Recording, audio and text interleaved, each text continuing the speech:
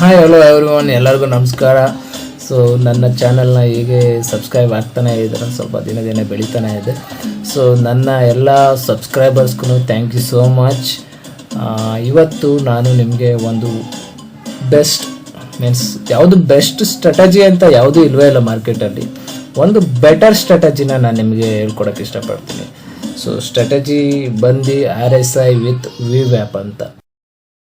Please ಹೀಗೆ support ಮಾಡ್ತಾಯಿರಿ. ನಿಮ್ಮ ಎಲ್ಲ ಫ್ರೆಂಡ್ಸ್ಗಳಿಗೂ ಹೇಳಿ, ಶೇರ್ ಮಾಡೋದಕ್ಕೆ, ನನ್ನ ಎಲ್ಲ ವೀಡಿಯೋಸ್ಗಳನ್ನು ಸಪೋರ್ಟ್ ಮಾಡಿ ನೋಡಿ. ಎಷ್ಟಾಗುತ್ತೋ ಅಷ್ಟು ಕಲಿಯೋದಕ್ಕೆ ಪ್ರಯತ್ನ ಪಡಿ. Thanks for watching. Welcome back to my channel. So ನೀವು ಇವಾಗ ಪ್ಲೇನ್ ಚಾರ್ಟ್ ನೋಡ್ತಾ ಇದ್ರೆ, ಪ್ಲೇನ್ ಚಾರ್ಟ್. ಸೊ ನಮಗೆ ಏನೂ ಇಲ್ಲ. ಮೋಸ್ಟ್ ಆಫ್ ನಮಗೆಲ್ಲರಿಗೂ ಏನು ಪ್ರಾಬ್ಲಮ್ ಇದೆ, ಸೊ ನಮಗೆ ಟ್ರೆಂಡ್ ಲೈನ್ ಹಾಕಿ ಕಾಂಪ್ಲಿಕೇಶನ್ ಮಾಡಿಕೊಂಡು ಟ್ರೇಡ್ ಮಾಡೋದಕ್ಕೆ ಬರೋದಿಲ್ಲ. ನೋಡಿ, ಇವಾಗ ಇಲ್ಲೊಂದು ಸಪೋರ್ಟ್ ತೊಗೊಳುತ್ತೆ, ನೆಕ್ಸ್ಟ್ ಇನ್ನೊಂದು ಸಪೋರ್ಟ್ ಇದೇ ರೇಂಜಲ್ಲೇ ಬಂದು ತೊಗೊಳುತ್ತೆ. ನಮಗೆ ಇಲ್ಲಿ ಕಾನ್ಫಿಡೆಂಟ್ ಇಲ್ಲ ಇಲ್ಲಿ ಟ್ರೇಡ್ ತೊಗೊಳೋದಕ್ಕೆ. ಸೊ ನಮಗೆ ಒಂದು ಪ್ರಾಪರ್ ಗೈಡ್ ಅಂತ ಬೇಕು. ಪ್ರಾಪರ್ ಗೈಡ್ ಬಂದು ಇಂಡಿಕೇಟರ್ಸ್. ಸೊ ಇಂಡಿಕೇಟರ್ಸ್ ಒಂದು ಇದ್ರೆ ನಿಮಗೆ ಕಂಪ್ಲೀಟ್ಲಿ ನಿಮಗೆ ಒಂಥರ ಎಮೋಷನ್ ಆಲ್ಮೋಸ್ಟ್ ಕಂಟ್ರೋಲ್ ಆಗುತ್ತೆ. ಇವಾಗ ನೋಡಿ, ಇಲ್ಲಿ ನೀವು ಎಂಟ್ರಿ ತಗೊಂಡ್ರಿ ಅಂತ ಅನ್ಕೊಳ್ಳಿ. So if in case reverse ಆಗುತ್ತೆ, ಇಲ್ಲೇನೆ ಇವಾಗ ನೀವು ಇಲ್ಲಿ ಎಂಟ್ರಿ ತಗೊಂಡಿದ್ರಿ, ರಿವರ್ಸ್ ಆಯ್ತು, ನಿಮ್ಗೆ ಕಾನ್ಫಿಡೆನ್ಸ್ ಕಂಪ್ಲೀಟ್ಲಿ ಝೀರೋ ಆಗ್ಬಿಡುತ್ತೆ. ಸೊ ಅದ್ರ ಬದಲಾಗಿ ನೀವು ಇದಕ್ಕೊಂದು ಪ್ರಾಪರ್ ಇಂಡಿಕೇಟರ್ ಮತ್ತೆ ಒಂದು ಪ್ರಾಪರ್ ಸೆಟಪ್ ಅಂತ ನೀವು ಮಾಡ್ಕೊಂಡ್ರೆ ಖಂಡಿತವಾಗ್ಲೂ ನಿಮ್ಗೊಂದು ಕಾನ್ಫಿಡೆನ್ಸ್ ಅಂತ ಬರುತ್ತೆ. ಸೊ ಇವಾಗ ನಾನು 2 ಟ್ರೇಡಿಂಗ್ ಇಂಡಿಕೇಟರ್ನ ಮರ್ಜ್ ಮಾಡಿ ನಿಮಗೆ ಒಂದು ಟ್ರೇಡಿಂಗ್ ಸೆಟಪ್ ಅಂತ ಮಾಡ್ಕೊಳ್ತಾ ಇದ್ದೀನಿ. 2 ಟ್ರೇಡಿಂಗ್ ಇಂಡಿಕೇಟರ್ ಯಾಕೆ, ಒಂದೇ ಟ್ರೇಡಿಂಗ್ ಇಂಡಿಕೇಟರ್ ಸಾಕಲ್ವಾ ಅಂತ ನೀವು ಕೇಳ್ಬೋದು. ಸೊ ಒಂದೇ ಟ್ರೇಡಿಂಗ್ ಸೆಟಪ್ ಅಲ್ಲಿ ಏನಾಗುತ್ತೆ, ನಿಮಗೆ ಒಂದು ಪ್ರಾಪರ್ ಕನ್ಫರ್ಮೇಶನ್ ಅಂತ ಇರಲ್ಲ. So one indicator it's always not good. At least 2 indicators ಬೇಕಾಗುತ್ತೆ. ಸೊ ಯಾವ್ದಾವ್ದು ಏನಕ್ಕೆ ಅನ್ನೋದನ್ನ ನಾನು ನಿಮಗೆ ಹೇಳಕ್ ಬರ್ತೀನಿ. ಇವಾಗ ನೋಡೋಣ. ಫಸ್ಟ್ ಇಂಡಿಕೇಟರ್ ಬಂದು ನಾನು RSI ಚೂಸ್ ಮಾಡ್ತೀನಿ. RSI relative strength index updated. So ಇಲ್ಲಿ ನಾನು ಸೆಟ್ಟಿಂಗ್ಸ್ ಏನಂತ ಹಾಕೊಂತೀನಿ ಅಂದ್ರೆ, RSI above 60 upper band, below 40 lower band, middle band ಬಂದು 50. ಸೊ 60-40 ನೀವು ಸುಮಾರು ಕಡೆ ನೋಡಿದ್ರೆ 60-40 ಯಾಕೆ? ಸೊ 60-40 ಉದ್ದೇಶ ಏನಂದ್ರೆ, ಈಗ ನೋಡಿ ಮಾರ್ಕೆಟ್ ಇಲ್ಲಿ ಸೈಡ್ ವೇಸ್ ಹೊಡ್ತಾ ಇದೆ. ನಮ್ಗೆ ಹೆಂಗ್ ಗೊತ್ತಾಗುತ್ತೆ ಸೈಡ್ ವೇಸ್ ಹೊಡ್ತಾ ಇದೆ ಅಂದ್ರೆ, ಪ್ಲೇನ್ ಚಾರ್ಟ್ ಅಲ್ಲಿ ನಮ್ಗೆ ಏನು ಗೊತ್ತಾಗುತ್ತೆ? ಪ್ಲೇನ್ ಚಾರ್ಟ್ ಇದಕ್ಕೂ ಅಷ್ಟೊಂದು ಡಿಫ್ರೆನ್ಸ್ ಇರುತ್ತೆ. ನಿಮ್ಗೆ ಇಲ್ಲಿ ನೋಡ್ತಿದ್ದಂಗೆ ಗೊತ್ತಾಗುತ್ತೆ. ಓಕೆ, RSI 60-40 ಮಿಡಲ್ ಅಲ್ಲಿ ಇದೆ ಅಂದ್ರೆ ನಾವು ಇಲ್ಲಿ ಈಗ ಟ್ರೇಡ್ ಎಂಟ್ರಿ ಮಾಡಕ್ ಹೋಗ್ಬಾರ್ದು ಅನ್ನೋದೊಂದು ಮಿನಿಮಮ್ ಕಾಮನ್ ಸೆನ್ಸ್ ಅಂತ ಇರುತ್ತೆ. ಈಗ ನೋಡಿ, ಸೈಡ್ ವೇಸ್ ಅಲ್ಲಿ ನಾವು ಪ್ರಾಫಿಟ್ ಮಾಡಕ್ಕಾಗಲ್ಲ. ಯಾವಾಗ ಮಾರ್ಕೆಟ್ ಟ್ರೆಂಡಿಂಗ್ ಇರುತ್ತೆ ಅವಾಗಲೇ ಮಾತ್ರ ನಾವು ದುಡ್ಡು ಮಾಡೋದಕ್ಕಾಗೋದು. ಈಗ ನೋಡಿ, ಜಸ್ಟ್ ಇಲ್ಲಿ ನೋಡಿ, ಇವಾಗ ಮೂಮೆಂಟಮ್ ಸಿಕ್ತು. ಇಲ್ಲಿ 1:3 1:4 ರೇಷಿಯೋ ಕೊಟ್ಕೊಂಡಿದ್ರೆ RSI above 60 ಕ್ರಾಸ್ ಆಗ್ತಿದೆ, ಮೂಮೆಂಟಮ್ ಬಂತು. ಸೊ 1:2-3 ರೇಷಿಯೋ ಕೊಟ್ಕೊಂಡು ನಾವು ಪ್ರಾಫಿಟ್ ಬುಕ್ ಮಾಡ್ಕೊಂಡ್ವಿ. ಅದಾದ್ಮೇಲೆ ರಿವರ್ಸ್ ಬಂತು. ಇವಾಗ ನೋಡಿ, 40-60 ಬಿಲೋ ಬರ್ತಿದ್ದಂಗೆ ಮಾರ್ಕೆಟ್ ರಿವರ್ಸ್ ಹೋಗ್ತಾ ಇದೆ. ಸೊ ಸೇಮ್ ಲಾಜಿಕಲಿ ನೀವು RSI above 60, RSI below 40 ಮಾತ್ರ ಎಂಟ್ರಿ ಮಾಡಬೇಕು. RSI below 40 ಅಲ್ಲಿ ನೀವು ಸೆಲ್ ಎಂಟ್ರಿ ಮಾಡ್ತೀರಾ, RSI above 60 ಮೇಲೆ ನೀವು ಬೈ ಎಂಟ್ರಿ ಮಾಡ್ತೀರಾ.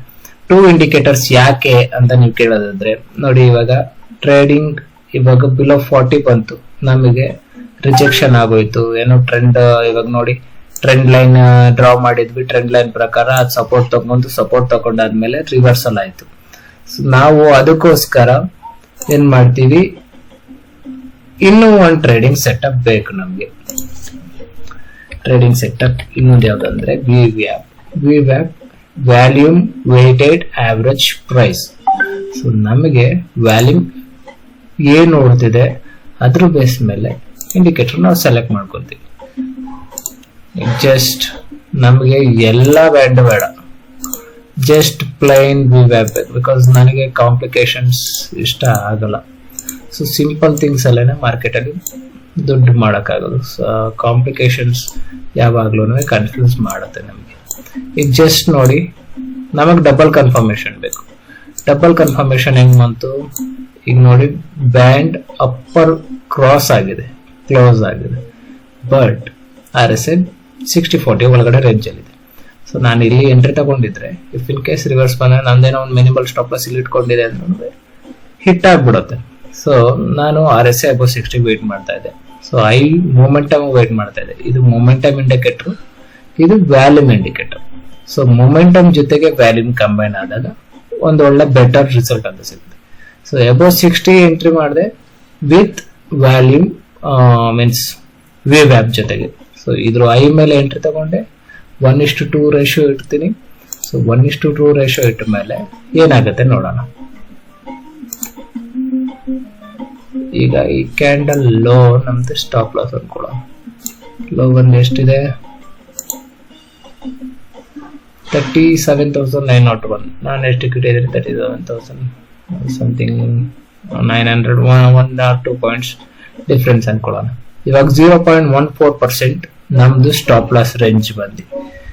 ಈಗ ನಮ್ಗೆ ಎಷ್ಟು ಪರ್ಸೆಂಟ್ ರಿಟರ್ನ್ ಬಂದಿದೆ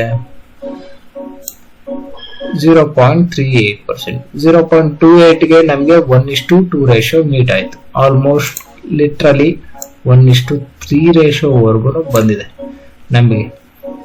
28 ಅಂಡ್ ಆಲ್ಮೋಸ್ಟ್ 36 ಅಂಡ್ 0.36 ಬಂದ್ರೆ 1:2 ರೇಷಿಯೋ ಮೀಟ್ ಆಯ್ತು. ಸೊ ನೆಕ್ಸ್ಟ್ ಇದೇ ಪಾಯಿಂಟ್ ಆಫ್ ವ್ಯೂ ಅಲ್ಲಿ ಇಲ್ಲಿ ನೋಡಿ, ಇಲ್ಲಿ ಕನ್ಫರ್ಮೇಶನ್ ಸೆಲ್ ಕನ್ಫರ್ಮೇಶನ್ ಸಿಕ್ಕಿದ್ಯಾ. ಸೆಲ್ ಕನ್ಫರ್ಮೇಶನ್ ಮೇಲೆ ಈ ಲೈನ್ ಕ್ರಾಸ್ ಆಗಿ ಕೆಳಗಡೆ ಬಂದು ಕ್ಲೋಸ್ ಆಯ್ತು ಅಂದ್ರೆ ನಮಗೆ ಏನ್ ಕನ್ಫರ್ಮೇಶನ್ ಮಾರ್ಕೆಟ್ ಡೌನ್ ಹೋಗುತ್ತೆ ಅಂತ. ಸೊ ಸೇಮ್ ಲಾಜಿಕಲಿ ಇದ್ರ ಲೋಗೆ ನಾವು ಟ್ರೇಡ್ ಇಡ್ತೀವಿ. ಸೊ ಟ್ರೇಡ್ ಇಟ್ವಿ, ಸ್ಟಾಪ್ ಲಾಸ್ ಬಂದು ಹೈ ಬಂದು ಎಷ್ಟು 37,832. 37,832 37,832 ಎಷ್ಟು 0.11%. ನಮಗೆ ಟಾರ್ಗೆಟ್ ಮೀಟ್ ಆಗಿರೋದು ಎಷ್ಟು 0.31. Nearly almost 1:3 ratio. ನಮಗೆ 1:2 ರೇಷಿಯೋ ಸಾಕು. 1:2 ರೇಷಿಯೋದಲ್ಲೇನೆ ಪ್ರಾಫಿಟ್ ಚೆನ್ನಾಗಿ ಬುಕ್ ಆಗುತ್ತೆ. ಈಗ ಆಲ್ಮೋಸ್ಟ್ ಈ ಡೇ ನೋಡೋಣ. RSI ಅಬೌವ್ 60 ಕ್ಲೋಸ್ ಆಯ್ತು, ಮತ್ತೆ ಇದು ಬ್ಯಾಂಡ್ ಕ್ರಾಸ್ ಆಗಿ ಕ್ಲೋಸ್ ಆಗಿದೆ. ಸೊ ಇಲ್ಲಿ ನಮ್ಮ ಎಂಟ್ರಿ ತಗೊಳ್ಳೋಣ. ಈಗ ಸಪೋಸ್ ರಿವರ್ಸಲ್ ಆದ್ರೂ ಏನಾಗುತ್ತೆ ಅನ್ನೋದು. ಇದ್ರ ಲೋ ನಮ್ ಸ್ಟಾಪ್ ಲಾಸ್ ಇಟ್ಕೊಳ್ಳೋಣ. ಲೋ ಬಂದೆಷ್ಟು 37,574. 37,574. ಸೊ 37,574 ನಮ್ದು ಸ್ಟಾಪ್ ಲಾಸ್ 0.26%. ಮಾರ್ಕೆಟ್ ಮೊಮೆಂಟಮ್ ಕೊಟ್ಟಿರೋದು ಹೈ ಇಲ್ಲಿವರೆಗೆ. ಸೊ ಹೈ ಅಲ್ಲಿವರೆಗೆ ಕೊಟ್ರೆ ನಮಗೆ 1:3 ರೇಷಿಯೋ ಹತ್ತಿರ ಬಂದಿದೆ. ನಿಮಗೆ ದೊಡ್ಡ ಕ್ಯಾಂಡಲ್ ಇದ್ದಾಗ ನೀವು 1:1 ಇಲ್ಲ 1:2 ಇಲ್ಲ ಸ್ಟಾಪ್ ಲಾಸ್ ನ ಚಿಕ್ಕದ್ ಮಾಡಿ ಇಲ್ಲ ಕಟ್ ಡೌನ್ ಮಾಡಿ ಮತ್ತೆ ರೀ ಎಂಟ್ರಿ ಮಾಡ್ಬೋದು. ಇದು ನೋಡಿ, ಇವಾಗ ಈ ಕನ್ಫರ್ಮೇಶನ್ ಇಲ್ಲ ಹಾಫ್ ಕ್ಯಾಂಡಲ್ಗೆ ನಾವು ಸ್ಟಾಪ್ ಲಾಸ್ ಇಟ್ಟಿದ್ವಿ ಅನ್ಕೊಳ್ಳಿ. ಸ್ಟಾಪ್ ಲಾಸ್ ಬಂದು ಇಟ್ಟಾಯ್ತು, ಮತ್ತೆ ಈ ಕ್ಯಾಂಡಲ್ ಹೈ ಮೇಲೆ ನಾವು ರಿಸ್ಕ್ ತಗೊಂಡು ಇದ್ರ ಹಾಫ್ ಕ್ಯಾಂಡಲ್ ಸೈಜ್ಗೆ ಸ್ಟಾಪ್ ಲಾಸ್ ಇಟ್ಕೊಂಡು ಇಲ್ಲ 0.1% 0.14% ಇಟ್ಕೊಂಡು ನೀವು ಟ್ರೇಡ್ ತಗೊಬಹುದು. ಸೊ ನೀವು ಆ ತರ ಟ್ರೇಡ್ ತಗೊಂಡಾಗ ಏನಾಗುತ್ತೆ, ನಿಮಗೆ ಒಂದು ಲಿಮಿಟೆಡ್ ಸ್ಟಾಪ್ ಲಾಸ್ ಅಂತ ಒಂದು ಫಿಕ್ಸ್ ಮಾಡ್ಕೊಂಡಿರ್ತೀರ. ಜಸ್ಟ್ ಇವಾಗ 0.11% ನೀವು ಇಟ್ಕೊಂಡ್ರೆ ಇವಾಗ ನೋಡಿ 0.26% ಬಂದಾಗ ನಿಮ್ಗೆ ಜಾಸ್ತಿ ಲಾಸ್ ಆಗುತ್ತೆ. 0.11% ಬಂದಾಗ ನಿಮಗೆ ಕಡಿಮೆ ಲಾಸ್ ಆಗುತ್ತೆ. ರಿಸ್ಕ್ ಟು ರಿವಾರ್ಡ್ ಮ್ಯಾಚ್ ಆಗಲ್ಲ.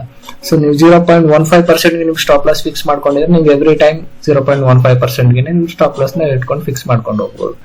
ಈಗ ಜಸ್ಟ್ ಇಲ್ಲಿ ನೋಡಿ, ಬಿಲೋ 640 ಕ್ರಾಸ್ ಆಗಿದೆ, ಮತ್ತೆ ಬ್ಯಾಂಡ್ ಕೆಳಗಡೆ ಕ್ಲೋಸ್ ಆಗಿದೆ.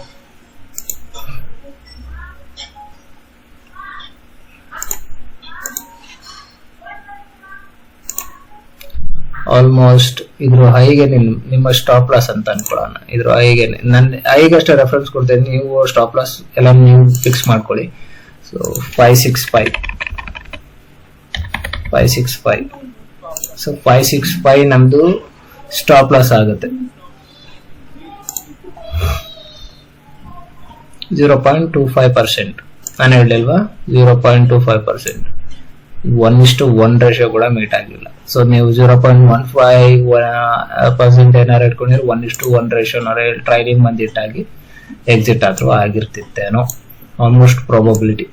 ಸೊ ಇಲ್ಲಿ ಟ್ರೇಡ್ ಆಯ್ತು, end of the day trade ತಗೊಳ್ಳಲ್ಲ. ಸೊ ಇಲ್ಲಿ ಬರೋಣ. ಇಲ್ಲಿ ಬಿಲೋ ವ್ಯಾಲ್ಯೂಮ್ ಕೆಳಗಡೆ ಇದೆ, ಬಿಲೋ ಎಂಟ್ರಿ ಮಾಡಿದೀವಿ, ಬಟ್ ಇದು ಸ್ಟಾಪ್ ಲಾಸ್ ಆಗಿರೋದು ಆಲ್ಮೋಸ್ಟ್. ಸೊ ಇಲ್ಲಿ ಬರೋಣ, ಇಲ್ಲಿ ವ್ಯಾಲ್ಯೂ ಮೇಲೆ ಕ್ಲೋಸ್ ಆಗಿದೆ, RSI above 60 ಇದೆ. ಸೊ ನಿಮ್ಮ entry long. Entry stop loss ಮಾತ್ರ ನೀವೇ ಫಿಕ್ಸ್ ಮಾಡ್ಕೋಬೇಕು, ಬಿಕಾಸ್ ಒಬ್ಬೊಬ್ರು ಟೆಂಪರ್ಮೆಂಟ್ ಒಂದೊಂದ್ ತರ ಇರುತ್ತೆ. 37,050. ಸೊ ನೀವು ಸ್ಟಾಪ್ ಲಾಸ್ ನ ಮಾನಿಟರಿ ಆಗಿ ಇಟ್ಕೊತಿರೋ ಇಲ್ಲ ಸ್ಟಾಪ್ ಲಾಸ್ ನೀವು ಮೀನ್ಸ್ ನಿಮ್ದು ಕ್ಯಾಂಡಲ್ ಸೈಜ್ ಮೇಲೆ ಇಟ್ಕೋತಿರೋ ಅದೆಲ್ಲ ನಿಮಗೆ ಡಿಪೆಂಡ್ ಆಗಿರುತ್ತೆ. ಇವಾಗ ಎಂಡ್ ಆಫ್ ದ ಡೇ ಇದು 0.56%, 1:1 ರೇಷಿಯೋ ಕ್ರಾಸ್ ಮಾಡಿದೆ ಅಷ್ಟೇ. ಸೊ ನೀವೇನ ಅಂದ್ರೆ 1:1 ರೇಷಿಯೋ ಟಚ್ ಆಗ್ತಿದ್ದಂಗೆ ನೀವು ಟ್ರಯಲ್ ಟು ಕಾಸ್ಟ್ ಮಾಡ್ಕೋಬಹುದು. If in case trail to cost ಬಂದಿಟ್ಟಾಯ್ತು ಅಂದ್ರೆ ನಿಮ್ದು ಎಕ್ಸಿಟ್ ಆಗುತ್ತೆ. ಸೊ ಟ್ರೇಡಿಂಗ್ ಸೆಟಪ್ ಅಂತೂ ಇಟ್ಸ್ ಕಾಮನ್. ನಿಮ್ಗೆ ನೋಡಿ ಸೆಟಪ್ ಅಲ್ಲಿ ಏನೂ ಇಲ್ಲ, 80% ಸೈಕಾಲಜಿ, 20% ಸ್ಟ್ರಾಟಜಿ ಅಷ್ಟೇನೆ. ನಾವು 80% ಹೆಂಗೆ ಸೈಕಾಲಜಿ ಮೇಂಟೈನ್ ಮಾಡ್ತೀವಿ, 80% ನಾವು ಯಾವಾಗ ಮಾರ್ಕೆಟ್ ಅಲ್ಲಿ ಇದೆಲ್ಲ ಡ್ರಾ ಡೌನ್ ಹೋದ್ರೂ ನಾವು ಹೇಗೆ ಫೇಸ್ ಮಾಡ್ತೀವಿ, ಸೊ ಅದ್ರ ಮೇಲೆ ಡಿಪೆಂಡ್ ಆಗುತ್ತೆ. ಯಾವಾಗಲೂ 1:2 ಇಲ್ಲ 1:3 ರೇಷಿಯೋಗೆ ನೀವು ಟ್ರೇಡ್ ಮಾಡಿ. ಸೊ ಮ್ಯಾಕ್ಸಿಮಮ್ 1 or 2 ಟ್ರೇಡ್ಸ್ ನೀವು ತಗೊಳ್ಳಿ. ಈ ಸೆಟಪ್ ನ ಆದಷ್ಟು ಒಂದಷ್ಟು ತಿಂಗಳಿಗೆ ನೀವು ಬ್ಯಾಕ್ ಟೆಸ್ಟ್ ಮಾಡಿ ನೋಡಿ. ಒಂದು 3 months ನೀವು ಬ್ಯಾಕ್ ಟೆಸ್ಟ್ ಅಲ್ಲಿ ಸ್ಯಾಟಿಸ್ಫ್ಯಾಕ್ಷನ್ ಸಿಕ್ತು ಅಂದ್ರೆ ಒಂದು 3 to 5 years ವರೆಗೂ ನೀವು ಬ್ಯಾಕ್ ಟೆಸ್ಟ್ ಮಾಡಿ. ಎಷ್ಟು ರಿಸ್ಕ್ ಬರುತ್ತೆ, ಎಷ್ಟು ರಿವಾರ್ಡ್ ಬರುತ್ತೆ, ಎಷ್ಟು ಅಕ್ಯುರಸಿ ಇದೆ, ಎಷ್ಟು ಟ್ರೇಡ್ಗೆ ಎಷ್ಟು ಟ್ರೇಡ್ ಪಾಸ್ ಆಗುತ್ತೆ, ಎಷ್ಟು ಟ್ರೇಡ್ ಫೇಲ್ ಆಗುತ್ತೆ, ಪ್ರತಿ ಒಂದೊಂದನ್ನು ಚೆಕ್ ಮಾಡಿ ಆಮೇಲೆ ನೀವು ಈ ಸೆಟಪ್ ನ ಟ್ರೇಡ್ ಮಾಡಿ. ಮತ್ತೆ ಸ್ಟಾಪ್ ಲಾಸ್ ಕೂಡ ನಿಮ್ಗೆ ಬೇಕಾಗಂಗೆ. ಸೊ ನಾನು 0.15% ಇಟ್ಕೋತೀನೋ, 0.2% ಇಟ್ಕೋತೀನೋ, ಇಲ್ಲ ಪಾಯಿಂಟ್ಸ್ ವೈಸ್ ಆಗಿ ಇಟ್ಕೊಂತೀನೋ, ಅದ್ರ ಮೇಲೆ ನೀವು ಪ್ಲಾನ್ ಮಾಡಿ. ಈಗ ನೋಡಿ 150 ಪಾಯಿಂಟ್ಸ್ ನೀವು ಇಟ್ಕೋಬಹುದು. ಈಗ ನೋಡಿ 157 points stop loss use bank ನಿಫ್ಟಿಗೆ, ಬಿಕಾಸ್ ಬ್ಯಾಂಕ್ ನಿಫ್ಟಿನೇ 30,000 ರೇಂಜ್, ಆಲ್ಮೋಸ್ಟ್ ಇದು 0.5% ಹತ್ರ ಬರುತ್ತೆ. ಆನ್ ಅನ್ ಆವರೇಜ್ ಲಾಸ್ಟ್ 10 yearsಗೆ bank Nifty momentum 0.75%, 1% per day ಅಷ್ಟೇ ಮೂಮೆಂಟಮ್ ಇರುತ್ತೆ. ಸೊ ನಾವು ಯಾವಾಗಲೂ 0.15%, 0.20% ಇಟ್ಕೊಬೇಕು. 0.5% ಟಾರ್ಗೆಟ್ ಇಟ್ಕೊಂಡ್ರೆ ಸಫಿಷಿಯೆಂಟ್ ಆಗಿ ಅಕ್ಯುರಸಿನೂ ಚೆನ್ನಾಗಿರುತ್ತೆ, ಬೆಟರ್ ರಿಸಲ್ಟ್ ಬರುತ್ತೆ. ಸೊ ನಿಮಗೆ ಇಷ್ಟೇ ಸಿಂಪಲ್ ಸೆಟಪ್. ಸೊ ನೀವು ಒಂದ್ಸತಿ ಚೆಕ್ ಮಾಡಿ ನೋಡಿ, ನಿಮ್ಗೆ ಇಷ್ಟ ಆದರೆ ನೀವು ಟ್ರೇಡ್ ಮಾಡಿ. So RSI with VWAP it's a good combination. Volume ಇರುತ್ತೆ ಮತ್ತೆ ಮೂಮೆಂಟಮ್ ಇರುತ್ತೆ. ಮಾರ್ಕೆಟ್ ಯಾವ ಸೈಡ್ ಹೋಗ್ತಿದೆ ಅನ್ನೋದು ನಮ್ಗೆ ಗೊತ್ತಾಗುತ್ತೆ. ಸೊ ಮೇಲ್ಗಡೆ ಹೋದ್ರೆ ಇದು ಬುಲ್ಲಿಶ್ ಅಂತ ಗೊತ್ತಾಗುತ್ತೆ, RSI 40 ಕೆಳಗಡೆ ಹೋದ್ರೆ ಮಾರ್ಕೆಟ್ ಬೇರಿಶ್ ಅನ್ನೋದು ಗೊತ್ತಾಗುತ್ತೆ. ವ್ಯಾಲ್ಯೂಮ್ ಹೇಗಿದೆ, ವ್ಯಾಲ್ಯೂಮ್ ಅಪ್ಪರ್ ಬ್ಯಾಂಡ್ ಅಲ್ಲಿ ಇದೆಯಾ ಇಲ್ಲ ಲೋವರ್ ಬ್ಯಾಂಡ್ ಅಲ್ಲಿ ಇದೆಯಾ ಅನ್ನೋದು ನಮ್ಗೆ ನೀಟಾಗಿ ಗೊತ್ತಾಗುತ್ತೆ.